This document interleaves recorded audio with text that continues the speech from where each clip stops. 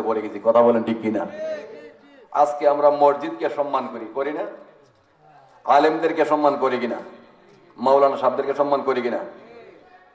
মসজিদকে সম্মান করি, আউলিয়া ইকরামদেরকেও সম্মান করি, মক্কাকে সম্মান করি, মদিনাকে সম্মান করি, কিন্তু মদিনাওয়ালাকে কেউ সম্মান করতে চাই না। এরকম কিছু লোক আছে না নাই? ভাই, সময় কম, আমাদের দাওয়াতি মেহমানগণ চলে আসছেন। যতটুকু পারি আমি আলোচনা করার চেষ্টা করব।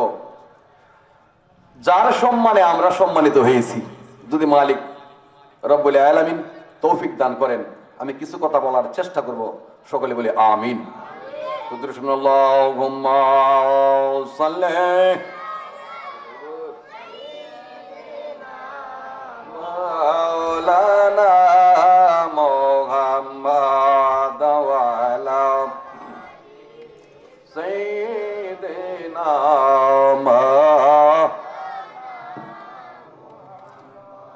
ওমা আরসালনাকা ইল্লা রাহমাতাল লিল আলামিন। সম্মানিত হাজিরিন, আমরা উলামায়ে আহলে সুন্নাত তথা সুন্নি জনতারা কেন নবীর প্রশংসা এত করি, কেন আমরা নবী নবী করি, কেন আমরা এত দুরূদ মিলাদ পড়ি, ঠিক কিনা?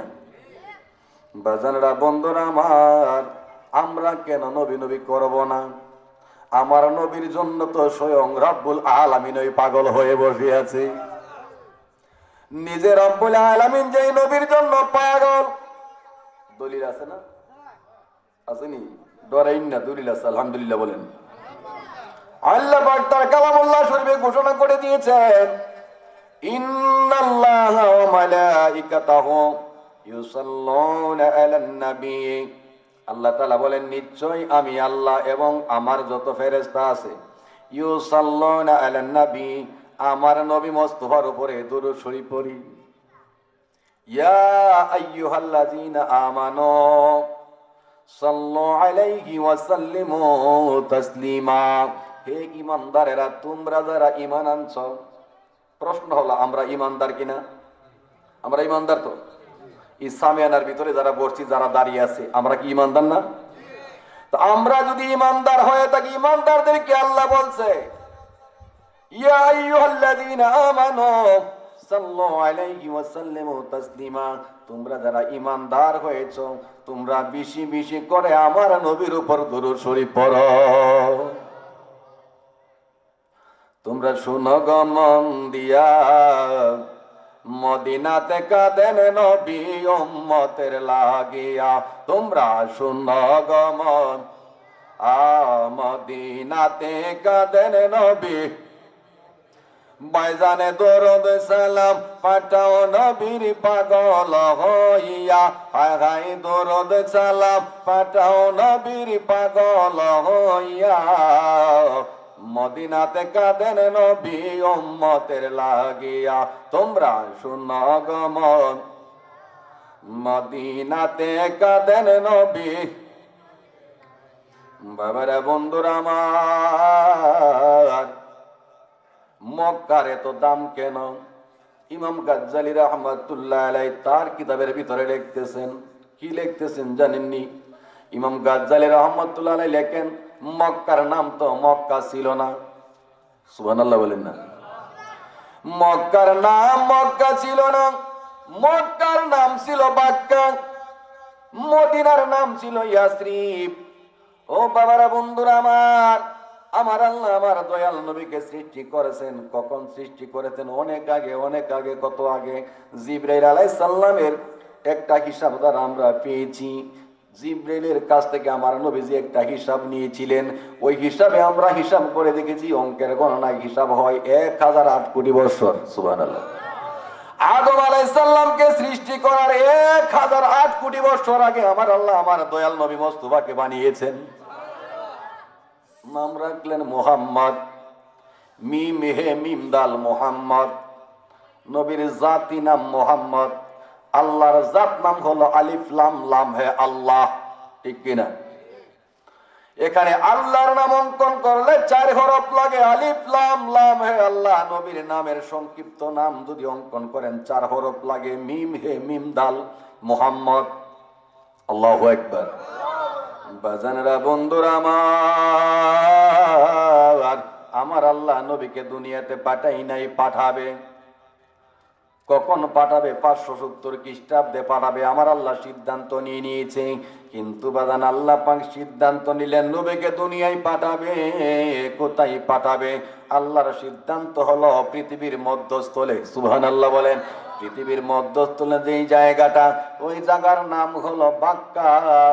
আমার আল্লাহ কই আমার বন্ধু নবী মুস্তাফার নাম তো মুহাম্মদ। মুহাম্মদের প্রথম হরফটা হলো মিম, আর বাক্কার প্রথম হরফ হলো বি। আল্লাহ পাক সিদ্ধান্ত পাল্টায়া দিলেন।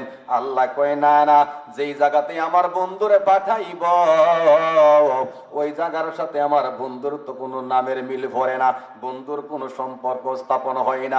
বন্ধুর সাথে যদি ওই জায়গার সম্পর্ক স্থাপন করতে হয়, আমি আল্লাহ সিদ্ধান্ত করে ফেলছি বাক্কার নাম আর বাক্কা থাকবে না। আমার নবী দুনিয়াতে আগমন করার বহু পূর্বে আমার আল্লাহ ওই জায়গার নাম বাক্কা পাল্টাইয়া জায়গার নাম দিলেন মক্কাতুল মুকাররমা। আল্লামা ইবনে কাসির রাহমাতুল্লাহ আলাইহি তার কিতাবুল বিদায়া ওয়ান নিহায়ার ভিতরে বর্ণনা দিয়েছেন, আমার নবীর দুনিয়াতে আগমন করার 4000 বছর আগে যিনি নবী হয়ে এসেছিলেন তার নাম ছিল হযরত ইব্রাহিম আলাইহিস সালাতু ওয়াস সালাম। ইব্রাহিম আলাইহিস সালাম তার পুত্র ইসমাইল আলাইহিস সালাম তাদের জামানাতে ওই জায়গার নাম মক্কা ছিল না, জায়গার নাম ছিল বাক্কা। তাহলে বোঝা যায় আমার নবী দুনিয়ায় আগমন করার 4000 বছর আগে যেই জায়গার নাম ছিল বাক্কা, নবী দুনিয়াতে আগমন করার কারণে আমার আল্লাহ বাক্কা নামক স্থানটারে পাল্টাইয়া নাম দিলেন মক্কা। আল্লাহ কেন মক্কা দিলেন? ইমাম গাজ্জালি তার কিতাবের ভিতরে লিখতেছে থেকে মক্কা হলো এই জন্য আমার নবীর নাম মুহাম্মদ, মুহাম্মদের প্রথম হরফ হলো মিম। ওই নবী মুহাম্মদ সাল্লাল্লাহু আলাইহি সাল্লামের সম্মানার্থে আমার আল্লাহ বাক্কা যেহেতু সম্মানিত জায়গা, কানায় কাবা বাক্কাতে স্থাপন করেছেন, এই জন্য বাক্কার নাম পাল্টাইয়া আমার আল্লাহ নাম দিলেন মক্কাতুল মুকাররমা। কারণ মক্কার প্রথম হরফ মিম, মুকাররমারও প্রথম হরফ মিম। তাহলে বোঝা যায় মিমের সাথে মিমের কালেকশন আছে না নাই? এই জন্য মক্কার দাম কমছে না বাড়ছে? সেই বাজানরা বন্ধুরা আমার, মদিনা শরীফের নাম ছিল ইয়াসরিব। নাম কি? মদিনার নাম ছিল ইয়াসরিব। আমার আল্লাহ সিদ্ধান্ত ফালায়া দিলেন, পাল্টায়া দিলেন। না না, ইয়াসরিব শব্দ, ইয়াসরিব নামটা আমার কাছে ভালো লাগে না, কারণ ইয়াসরিবে আমার বন্ধু আসতে পারে না। ইয়াসরিব শব্দের অর্থই হলো অশুভ লক্ষণ, মানে ভালো লক্ষণ না, অশুভ লক্ষণ। এই জন্য আমার আল্লাহ নবী দুনিয়ায় আসার পূর্বে ইয়াসরিবের নাম পরিবর্তন করে নাম দিলেন মদিনাতুল মুনাওয়ারা। কারণ কি? কারণ শুধু একটাই, নবীর নাম মুহাম্মদুর রাসূলুল্লাহ সাল্লাল্লাহু আলাইহি ওয়াসাল্লাম। আমার নবীর নামের প্রথম হরফ মিম। নবী মদিনায় হিজরত করবে, এই জন্য এই জায়গার নাম ইয়াসরিব থেকে পরিবর্তন করে আমার আল্লাহ সোনার মদিনা বানায়া দিলেন। আর ইয়াসরিব নামে তুমি ছিলে অলক্ষণের দেশ, বড়ই মারাত্মক যে ছিল তোমার পরিবেশ। নবীর চুয়া লেগে তুমি শাহে মদিনা, সব বলিব কিন্তু তোমায় মোরা বলিনি, বলবো না, বলতে পারি না। মোরা বলিনি, বলতে পারি না, সব বলিব, বলতে পারি না। বলেন না সব বলিব, সোনার মদিনা আমার প্রাণের মদিনা, সব বলিব কিন্তু তোমায়। জোরে জোরে করুন আল্লাহু আকবার। বাজানরা বন্ধুরা আমার আল্লাহ কিন্তু নবীকে এখনো দুনিয়াতে পাঠাই নাই, পাঠাবে। পাঠানোর আগে আমার আল্লাহ সিদ্ধান্ত করতেছে। সুবহানাল্লাহ বলেন। বন্ধু নবী গো, আমি আল্লাহ আপনাকে দুনিয়ায় পাঠাবো, যেই জায়গায় পাঠাবো জায়গার নাম পরিবর্তন করে দিয়েছি, বাক্কা থেকে মক্কা বানিয়েছি শুধু আপনার খাতিরে। বাজানো ওই মক্কায় যদি কোনো হাজী সাহেব মুসলমান ইমানদার যারা হজ করতে যায়, গুনাহ হয় না? গুনাহ মাফ হয়? গুনাহ মাফ হয়। গুনাহ কেন মাফ হয়? বোঝা গেল এটাও আমার নবীর কারণে। সুবহানাল্লাহ বলেন।